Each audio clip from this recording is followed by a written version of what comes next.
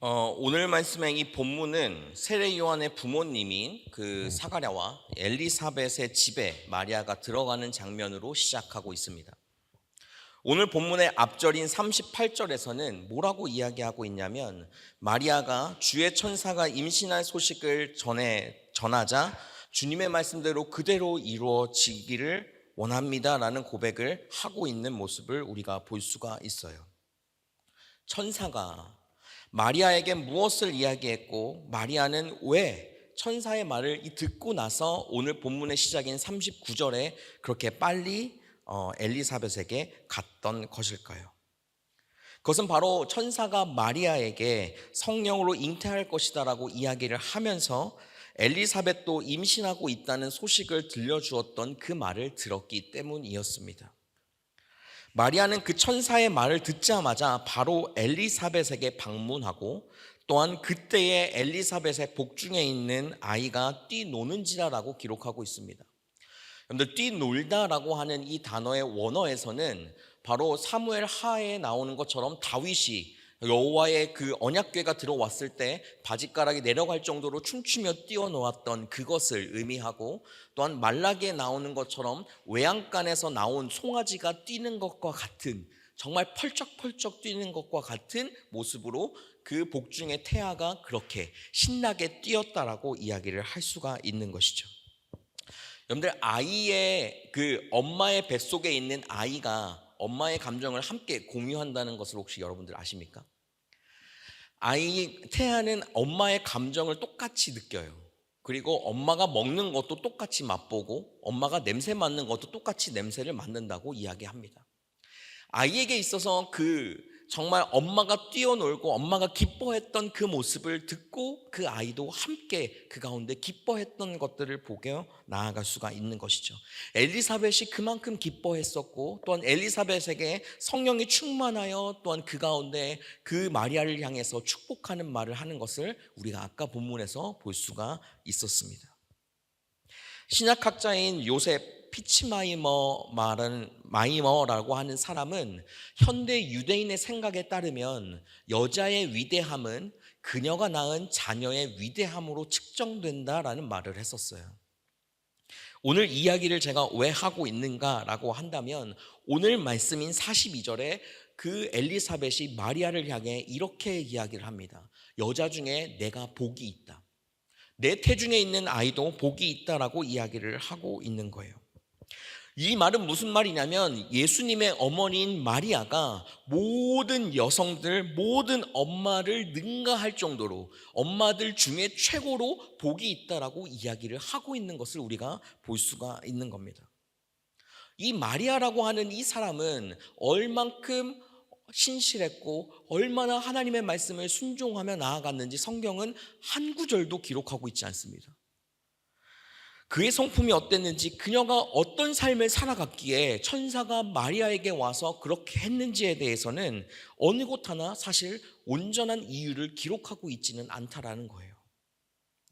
마태복음 1장에서 보면 마리아의 남편인 그 요셉에 대한 이야기를 하게 되면서 다윗의 계보에 따르는 그 요셉의 아내인 마리아에게 예수가 깃든 것, 그것은 말 그대로 다윗의 계보를 따라 이제 되어 있다라고 말하는 것 정도가 사실 마리아가 그 예수님을 잉태하게 된, 성령으로 잉태하게 된 이유라고 한다면 할 수가 있는 구절인 것이죠.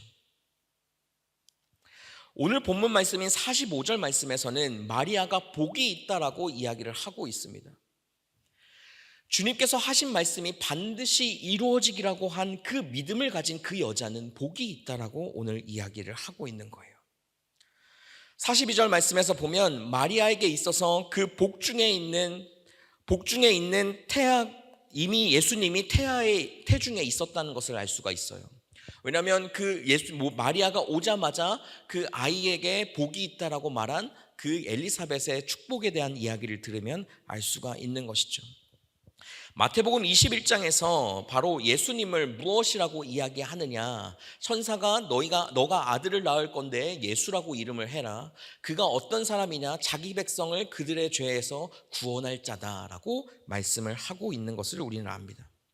그렇게 예수는 이 세상의 복입니다. 이 세상 누가 스스로 죄에서 스스로 구원할 수 있겠습니까? 마리아가 왜 여자 중에 복이 있다라고 성경은 이야기하고 있는 것일까요? 그것은 그 마리아 속에 이 세상의 복 중에 복인 예수가 있었기 때문이었습니다. 마리아는 자신의 몸 안에 있는 예수님 때문에 복을 누리고 살아가게 되었던 것이죠. 마리아는 그 말씀을, 천사가 하는 그 말씀을 믿었습니다. 근데 오늘 그 믿은 것과 반대로 사가랴는 어떻게 했느냐? 천사가 이야기한 그 말을 믿지 않았어요. 그래서 사가랴는 세례 요한이 태어날 때까지 입이 말을 하지 못하는 상태가 되어버렸던 것을 우리가 보게 되죠. 누가복음 1장 20절과 38절에서는 이것을 대조적으로 보여주면서 예수님 말씀, 하나님의 말씀을 믿는 자에게 어떤 복이 있는지를 다시 한번 우리에게 보여주는 것이기도 합니다. 믿음은 기독교의 근간입니다. 기독교에 있어서 가장 중요한 것은 믿음입니다.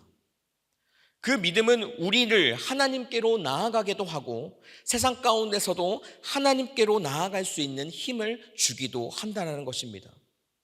믿음이라고 한다면 수많은 성경의 인물들을 이야기할 수 있지만 사도 바울은 로마의 법정에 자기가 처형당할 것을 예고하는 그 자리에서도 바로 하나님의 말씀을 신실하게 받아들이며 그 안에 나아갔던 모습을 볼 수가 있습니다. 바울의 그 믿음은 어디에 사도행전 27장 25절 말씀에 무엇이라고 이야기하고 있냐면 여러분이여 안심하라 나는 내게 말씀하신 그대로 되리라고 하나님을 믿노라라고 이야기하며 자신이 보고 들은 하나님을 그 자리에서 그대로 전하며 나아갑니다. 오늘 우리는 본문을 통해 다시 한번 확신할 수 있습니다. 그것은 무엇이냐? 하나님의 말씀은 반드시 이루어진다는 사실입니다. 마태복음 1장 16절 말씀에 요셉이 마리아가 예수를 낳는다라고 이야기하는 그 말을 우리가 보더라도 우리는 그 안에서 하나님의 말씀이 이루어진다는 것을 볼 수가 있는 것이죠. 그리스도라고 하는 이 말, 그리스도라고 하는 이 말은 기름 부음 받은 자라는 뜻을 가지고 있습니다. 기름 부음 받은 자, 이 말은 하나님의 것으로 거룩하게 구별되었다는 뜻을 가지고 있어요. 그리고 이 당시 유대인들에게 메시아라는 이름으로 바로 이 그리스도를 다시 한번 이야기하고 있는 것을 우리가 볼 수가 있죠. 예수님을 만났던 사람들은 예수님을 무엇이라고 부르는지 여러분들 기억하십니까? 마태복음 16장 16절에서 보면 사도 베드로는 이제 예수님에게 이렇게 이야기합니다. 주는 그리스도시요 살아계신 하나님의 아들입니다. 그리고 예수님의 그 복음에 대한 이야기를 적었던 사도 요한도 자신의 요한복음 20장 31절에서 너희에게 이 성경을, 이 책을 기록하는 것은 예수께서 하나님의 아들인 그리스도이심을 너희가 믿게 하려 함이라 라고 이야기를 하고 있어요. 그렇듯이 예수님을 만났던 모든 사람들은 그를 그리스도라고 불렀습니다. 그리고 또한 예수님도 그 안에서 자신 스스로를 그리스도라고 칭하며 나아가셨죠. 메시아가 올 것을 기다리고 있었던 사마리아 여인에게 앞에 나아가서 예수님은 이렇게 이야기하는 것입니다. 내가 그라. 예수님이 자기가 그리스도라고 대답하신 일이 사실 많이 등장하고 있지는 않습니다. 하지만 오늘 이 본문 이 말씀을 보더라도 예수님 스스로도 그 자신으로 그리스도라는 것을 다시 한번 증명하고 있는 것들을 우리가 볼 수 있게 되는 것이죠. 오늘 마리아는 천사가 한 그 말을 믿었습니다. 천사가 한 그 말을 믿은 대로 하나님이 이루어진다는 것을 확신했습니다. 그리고 마리아는 어떻게 됐느냐? 자신의 복 중에 있는 태아로 말미암아 복을 누리며 나아가게 되었습니다. 그것이 바로 마리아가 축복을 받게 된 이유입니다. 마리아가 아까 제가 서두에도 이야기했죠.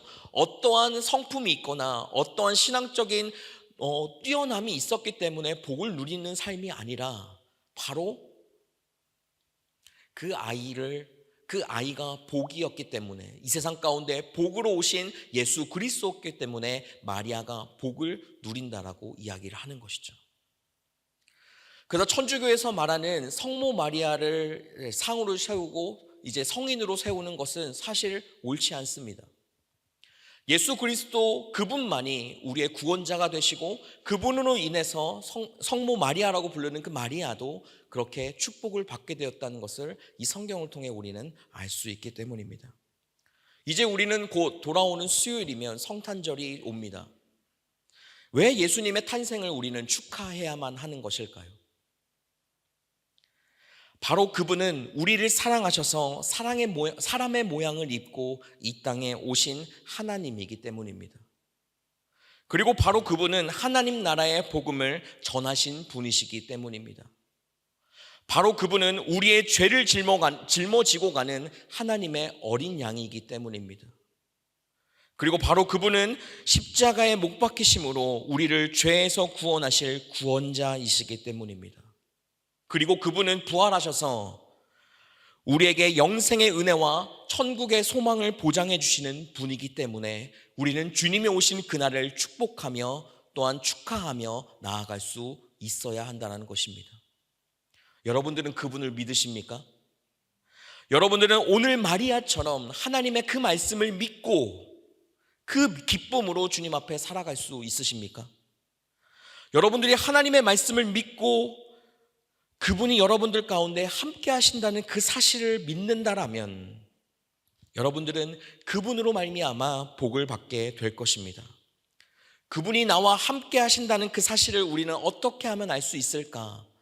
요한계시록 3장 20절에 볼지어다 내가 문 밖에 서서 두드리노니 누구든지 내 음성을 듣고 문을 열면 내가 그에게로 들어가 그는 나로 더불어 먹고 그는 내게로 들어가 그와 더불어 먹고 그는 나와 더불어 먹으리라 라고 하신 그 말씀처럼 지금 여러분들의 삶에 여러분들이 예수님을 여러분들의 구원자신 분으로 믿고 있다라면 그분은 여러분들의 마음의 문을 열어주시고 여러분들 안에 들어오실 것이라는 그 말씀을 오늘 하고 있는 것입니다.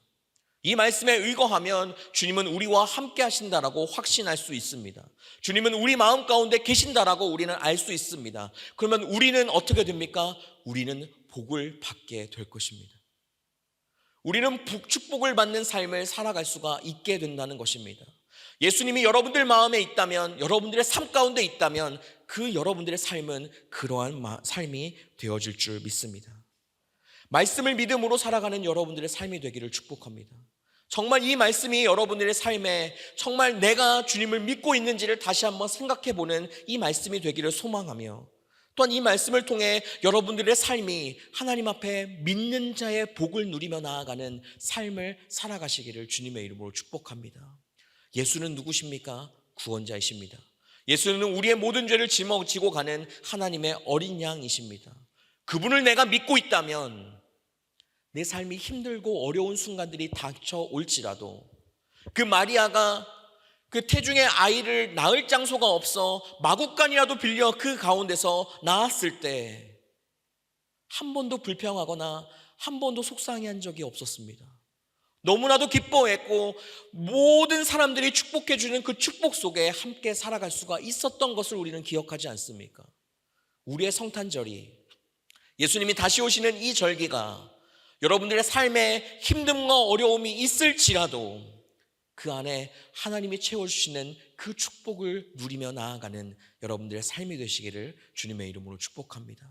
그것이 우리에게 있을 때에, 그 마음이 우리에게 있을 때에 그 예수를 내 마음 가운데 모시고 내가 한순간 한순간 살아갈 때에 진정한 성탄의 의미를 또한 경험하고 알게 될 줄 믿습니다. 성탄의 주님, 이 땅 가운데 오신 그 주님을 기뻐하며 나아가는 이 대림절 넷째 주가 여러분들에게 그 주님으로 인하여 복을 누리는 시간이 되기를 주님의 이름으로 축복합니다. 이 시간 같이 함께 찬양하고 기도하며 나아가기를 원합니다. 예수 우리들의 밝은 빛, 함께 이 시간 같이 찬양하며 하나님 앞에 나아가겠습니다.